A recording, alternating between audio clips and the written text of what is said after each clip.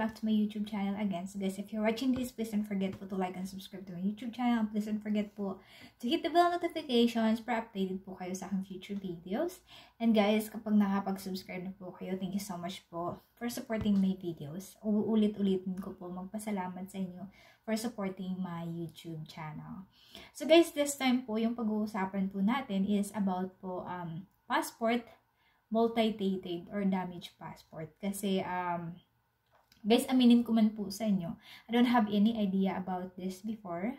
Since po, yung nagtanong po yung clients ko na ma'am, may damage po yung passport ko, or ma'am, umulan po kasi sa amin, nabagyo po, nabasa po yung passport ko.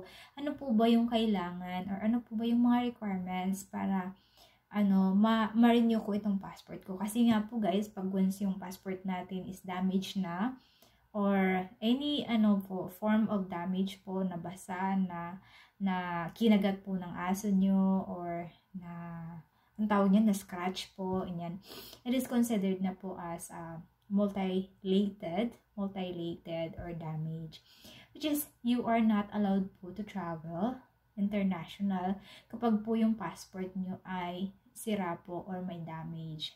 Kasi they will not let you, alam niyo po yun, hindi kayo tatanggapin po niya ng immigration, and then it is also po a violation. So, let's talk about ano po yung kailangan yung gawin, or kailangan yung pong requirements para po ma-renew or ma-surrender po yung passport nyo na ibalik doon po sa DFA.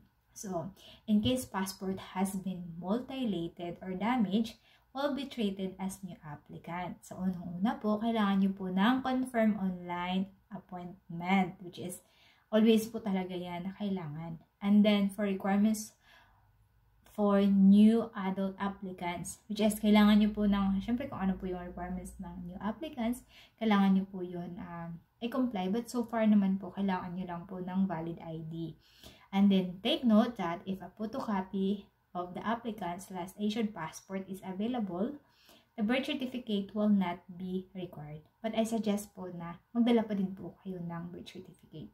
Although hindi po hinanap, but it is better po na mag-secure na lang po kayo and ready kayo. Kasi nga po hindi natin alam kung ano po yung hahanapin doon. Though po our sources is consular.dfa.gov.ph, but alam niyo po yun, hindi natin alam kung ano po yung hahanapin doon. And then, additional requirements may be required. Please refer to the section below for additional requirements for adult renewal applications, multi-lated or damaged passport. So, additional requirements po for multi-lated or damaged passport is affidavit of explanation. Kailangan nyo po kumuha ng affidavit of explanation. So, I'm sure po na affidavit, the words itself, kailangan nyo po yan kunin sa attorney or any po na legal or any office po na kailangan nyo makakuha ng affidavit of explanation. And then, pangalawa po is applicant must surrender po the multi-lated, the damaged passport.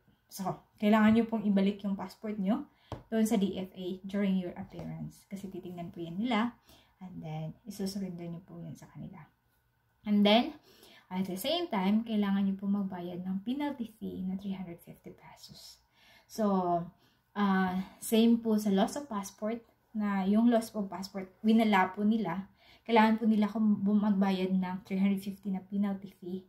This one din po, kailangan nyo po magbayad ng 350 na penalty fee kasi nga po, na-damage po yung passport nyo. So guys, if you're asking naman po, does this case po happen? Yes. Does happen po kasi sometimes, I mean, we're just human beings naman din po kasi guys. Sometimes po naiwan natin yung passport natin, or sometimes naiwan natin sa labas, and then, or otherwise po, we have a dog. Alam niyo po yung dog, hindi niyo po talaga maano. Lalo na po yung dog is sweet po sa inyo, and then nakikipaglaro po sa inyo. So sometimes like too much happiness po, linalaruan po nila yung passport nila. So, it's better po if you have passport, keep it away po from danger. Then, sometimes may mga emergency, alam niyo po yun, medyo may bagyo po, or accidentally nabasa niyo po yung passport niyo, or accidentally na napunit po ng anak niyo. So, it is considered po as a damaged or multilated passport. So, if you have that cases, so yun po yung kailangan nyo. Unang-una, I will repeat po, confirm online appointment because you are considered as an applicant, and then kailangan nyo po ng valid ID, and then kailangan nyo po ng affidavit of explanation, kailangan nyo po i-surrender yung old passport nyo, and then kailangan nyo po magbayad ng penalty fee na 350 pesos. So, kasi guys, madami pong nagtatanong about this, and I figure out ko po na hindi ko pala ito nalagay po doon dito po sa YouTube channel ko, and I know and I hope it helps po sa mga nagtatanong po na they damaged their passport.